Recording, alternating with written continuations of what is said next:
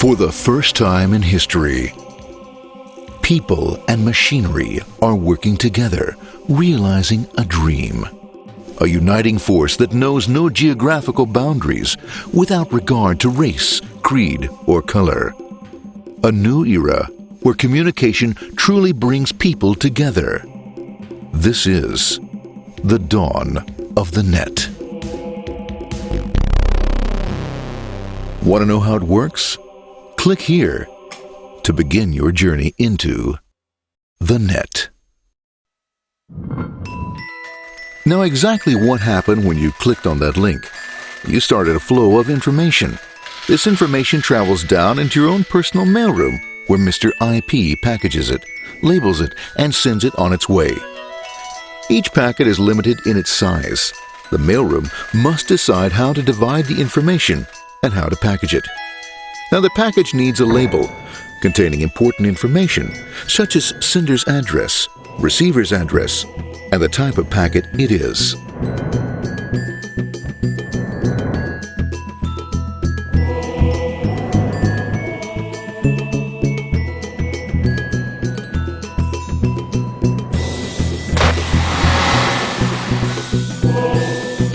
Because this particular packet is going out onto the internet, it also gets an address for the proxy server, which has a special function, as we'll see later. The packet is now launched onto your local area network, or LAN. This network is used to connect all the local computers, routers, printers, etc. for information exchange within the physical walls of the building. The LAN is a pretty uncontrolled place, and unfortunately, accidents can happen.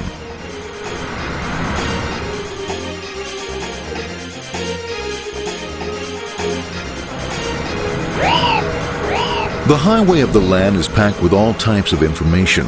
These are IP packets, Novell packets, Apple Talk packets. They're going against traffic, as usual. The local router reads the address and, if necessary, lifts the packet onto another network. The router, a symbol of control in a seemingly disorganized world. Whoops, sorry about that. Let's go with this one here, this one here.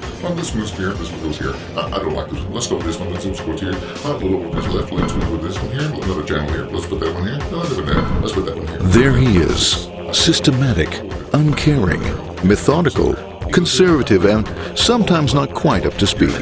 Sorry. But at least he is exact, for the most part. That's the one that was there. That one was there. That one was there. And this one was there. Well, another one that was there. That was there. He's behind him. Let's go there. That was there. He was there. Oh, let's put that one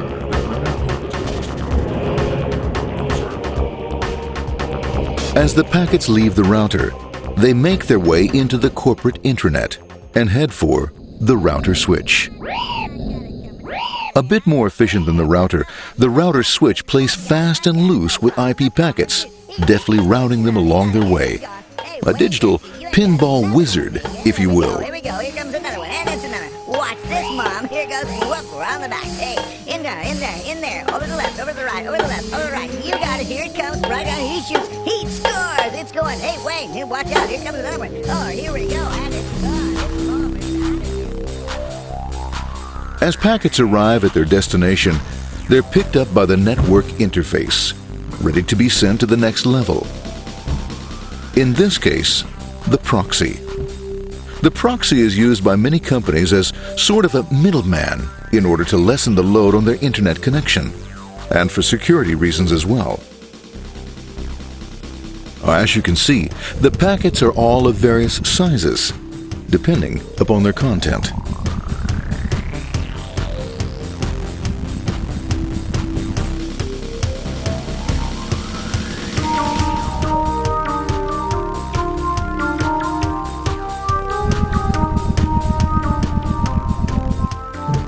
The proxy opens the packet and looks for the web address, or URL.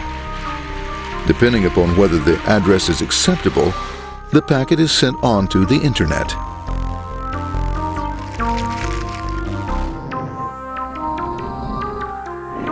There are, however, some addresses which do not meet with the approval of the proxy, that is to say, corporate or management guidelines. these are summarily dealt with. We'll have none of that. For those who make it, it's on the road again.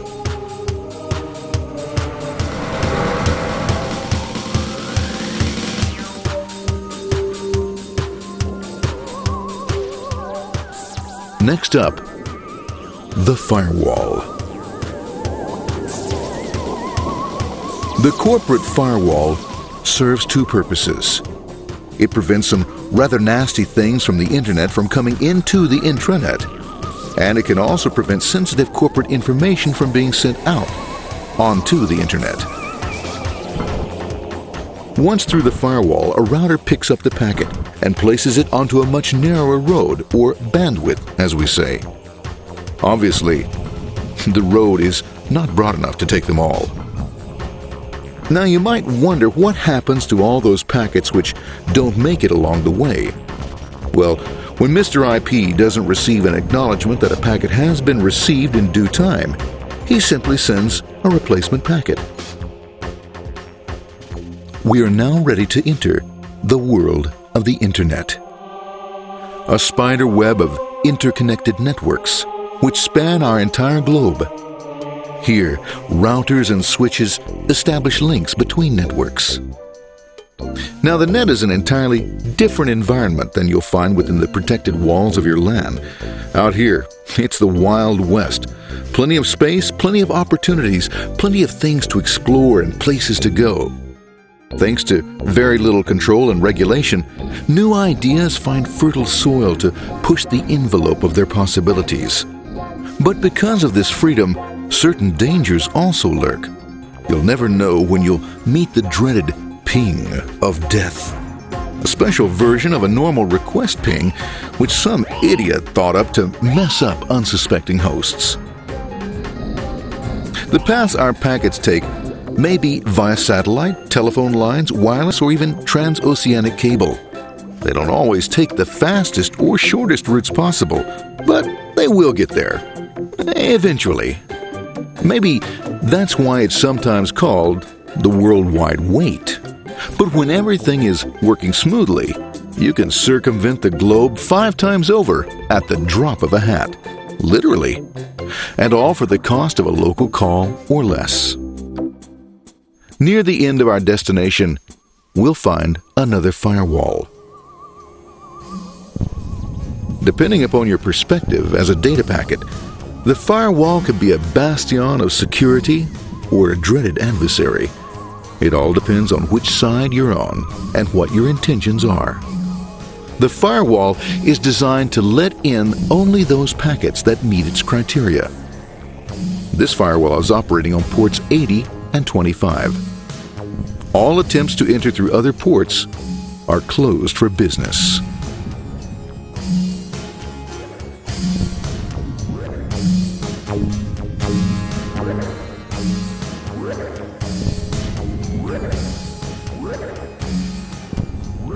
Port 25 is used for mail packets, while Port 80 is the entrance for packets from the Internet to the web server. Inside the firewall, packets are screened more thoroughly. Some packets make it easily through customs, while others look just a bit dubious. Now, the firewall officer is not easily fooled, such as when this ping of death packet tries to disguise itself as a normal ping packet. It's okay, go on. It's okay. No problem. Have a nice day. Be out of here. Bye. For those packets lucky enough to make it this far, the journey is almost over.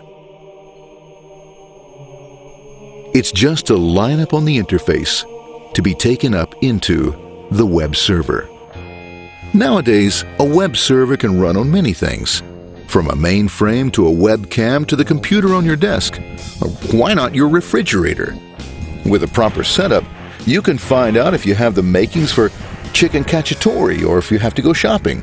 Remember, this is the dawn of the net. Almost anything's possible.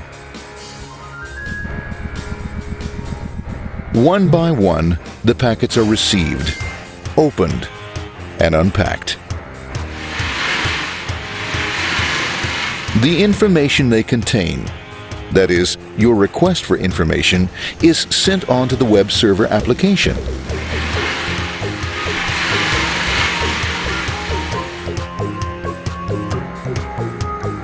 The packet itself is recycled,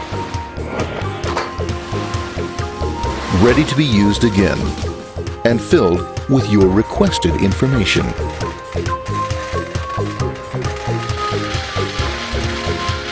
Addressed and sent out on its way back to you. Back past the firewall, routers, and on through to the Internet. Back through your corporate firewall.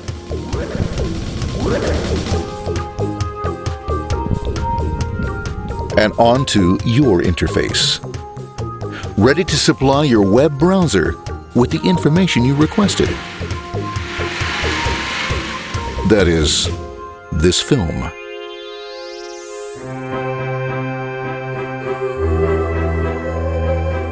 Pleased with their efforts and trusting in a better world, our trusty data packets ride off blissfully into the sunset of another day, knowing fully they have served their masters well. Now, isn't that a happy ending?